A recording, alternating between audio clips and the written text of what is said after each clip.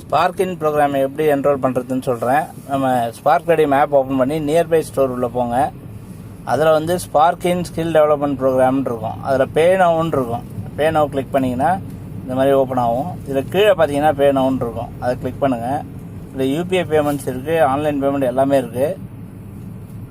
அது ஓப்பன் பண்ணால் இருக்குது பாருங்கள். பே யூஸிங் யூபிஐ ஆப்பு, நெட் பேங்கிங், பேடிஎம் எல்லாம் இருக்குது. நான் வந்து யூபிஐயில் பே பண்ண போகிறேன்.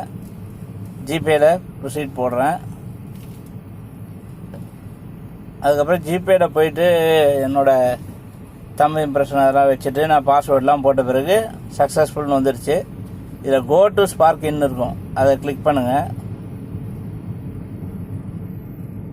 அதை கிளிக் பண்ணிங்கன்னா வெப்சைட்டுக்கு போவோம். ஸ்பார்க்கினோட அஃபிஷியல் வெப்சைட்டு.